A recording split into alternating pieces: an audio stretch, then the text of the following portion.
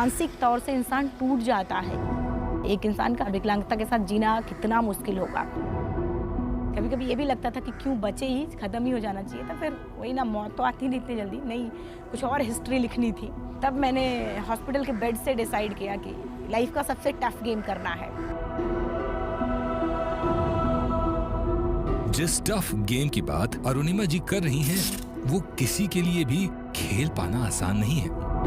पर अरुणिमा तो एक पैर पर आसमान पर चढ़ाई करने वाली थीं।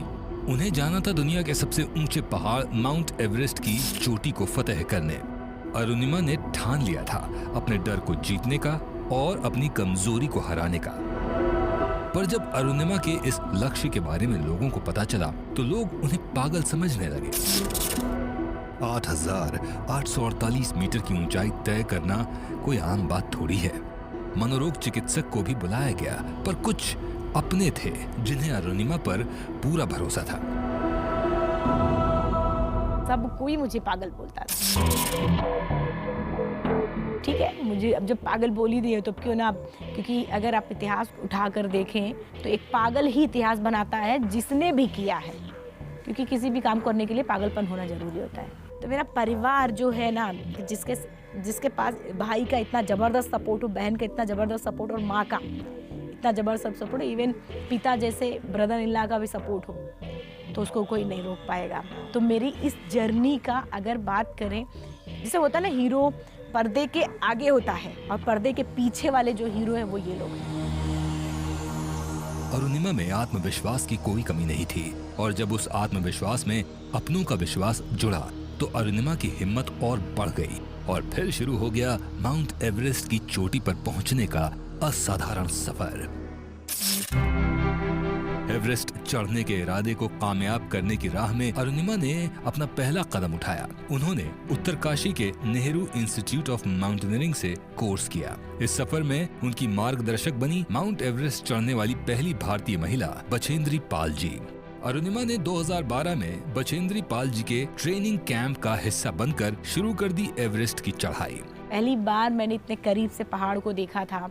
फिर मैं अपने पैरों को देखती, पहाड़ को देखती, कि लगता था कि हो पाएगा कि नहीं हो पाएगा। अरुणिमा के रास्ते में मुश्किलें और रुकावटें पहले ही कम नहीं थीं। ऊपर से खराब मौसम ने और भी मुसीबतें बढ़ा दी। एवरेस्ट की चोटी तक पहुंचते पहुंचते ऑक्सीजन सिलेंडर भी लगभग खाली हो चुका था। बची थी तो बस अरुणिमा की हिम्मत। आपको शायद विश्वास ना हो, पर एवरेस्ट से वापस आते वक्त अरुणिमा का आर्टिफिशियल पैर पूरी तरह से निकल चुका था और एक पैर पर ही अरुणिमा को वापस नीचे उतरना पड़ा। पर इतनी मुश्किलों के बाद भी अरुणिमा ने आखिर छू ही लिया आसमान। वो जो 6 से 7 मिनट हैं मेरी जिंदगी के, वो सबसे अनमोल पल हैं, क्योंकि वो पल शायद ही किसी को नसीब होता, बहुत कम लोगों को होता है कि दुनिया की सबसे ऊंची जगह पे आप खड़े होकर और अपने देश का तिरंगा लगा रहे हो। मास्क से नीचे उतार करके मैं चिल्लाना चाह रही थी कि जोर से, मैं कितनी जोर से चिल्लाऊं, इतनी जोर से कि सबको बता दूं कि आज मैं टॉप ऑफ द वर्ल्ड पे हूँ। उन लोगों को बता दूं जो लोग ये सोचते, महिला, विकलांग, मिडिल क्लास फैमिली, जो लोग ये सोचते थे ज़िंदगी में एक बार कोई काम किया तो फेल हुए, दोबारा ट्राई नहीं करते थे, तो मैं उनको चिल्ला चिल्ला करके बताना चाहती थी ये बात। मैंने अपना नेशनल फ्लैग वहाँ पर जब निकाल के लगा रही थी मैं, तो कुछ लोग नॉर्थ साइड से आए थे, यानी कि चाइना साइड से। तो मेरे मन में क्या आ रहा था कि मेरा फ्लैग, यानी कि मेरा 3 कलर सबसे ऊपर दिखाई दे। असंभव को संभव कर दिखाया अरुणिमा ने। बता दिया पूरी दुनिया को कि विकलांगता किसी के भी जीवन में कभी बाधा नहीं बन सकती। और अरुणिमा ने 20 मई 2013 को एवरेस्ट की चोटी पर पहुंचकर विश्व की सबसे पहली दिव्यांग महिला बनने का इतिहास रचा और हौसले और जज्बे की ऐसी मिसाल कायम कर दी जो हर इंसान को प्रेरित करती रहेगी। आज मेरी लाइफ का सबसे बड़ा सपना पूरा हुआ। मैं टॉप ऑफ द वर्ल्ड पे हूँ। सबको ये मोटिवेशन देना चाहती हूँ कि हर आदमी अगर अपने लक्ष्य को बनाए तो वो कभी नहीं हार माने। इस अनोखे कीर्तिमान को रचने के लिए उनको सन 2015 में पद्मश्री जैसे इतने बड़े सम्मान से नवाजा गया। और सिर्फ इतना ही नहीं, बल्कि उनके हिस्से में आई और भी कई बड़ी बड़ी उपलब्धियां।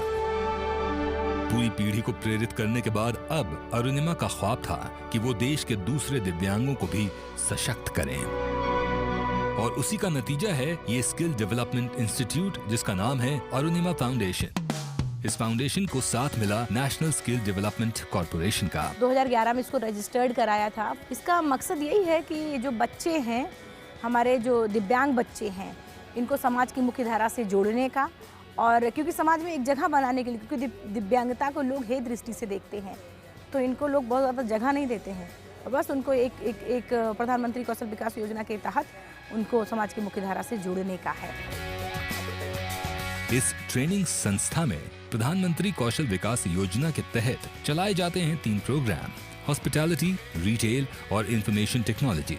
आप जानते हैं इन क्षेत्रों में यहाँ दिव्यांगों को दिया जाता है बिल्कुल मुफ्त प्रशिक्षण। यहाँ पर किसी भी प्रकार का कोई चार्ज नहीं है। हॉस्टल, खाना पीना, चाय नाश्ता टोटल निःशुल्क, एक किसी भी प्रकार का पैसा नहीं है, टोटल फ्री है। यहाँ बच्चों को आवासीय सेंटर देके उनको मानसिक तौर पर मजबूत बनाना, बौद्धिक विकास देना। हमें इन बच्चों को मजबूर नहीं बनाना है, मजबूत बनाना है। ये हमारे फाउंडेशन का पहला ध्येय है। इरादों में मजबूती होने का महत्व भला अरुणिमा से बेहतर कौन जान सकता है। अरुणिमा फाउंडेशन में 3 अलग अलग क्षेत्रों में ट्रेनिंग ले रहे हैं 180 दिव्यांग। ये केंद्र ऐसा है कि प्रशिक्षण के साथ साथ उनको रोजगार भी हम मुहैया कराते हैं, तो वो एक हमारा जिसको कहते हैं एंड टू एंड सोल्यूशन। प्रधानमंत्री कौशल विकास योजना के अंतर्गत हमको आईटी की ट्रेनिंग दी जा रही है, और डोमेस्टिक डाटा एंट्री के तहत ये ट्रेनिंग हम लोग ले रहे हैं, और हम लोगों को काफ़ी अच्छी जानकारी अब तक दी गई है। अब हम लोग कुशल हैं, अब जॉब करने के लिए हम लोग तैयार हैं। जहाँ भी हम लोगों को अपॉर्चुनिटी मिलती है, हम लोग अपना परफॉर्मेंस पूरा देने के लिए तैयार हैं। अब जब हम जाते हैं अपने गांव, तो लोग सोचते हैं कि ये कुछ बहुत अच्छा कुछ कर रहे हैं। हम जाते हैं तो लोगों का बदलाव और बिहेवियर हम लोगों से बहुत अलग होता है, और इज्जत देते हैं ज़्यादा लोग जो है। कौन कहता है दिव्यांगों को सहारे की जरूरत है?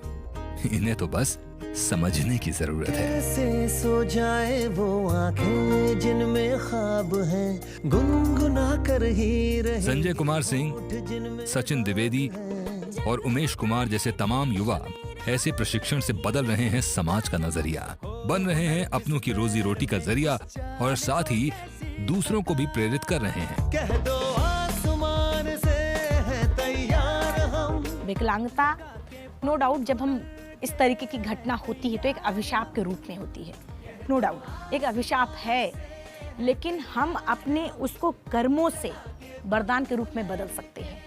और ऐसे बहुत सारे डिफरेंटली एबल्ड हमारे साथी जो हैं, जिन्होंने कर दिखाया है, अपनी विकलांगता को वरदान के रूप में बदल दिया है समाज के आगे, एक उदाहरण बन गए हैं।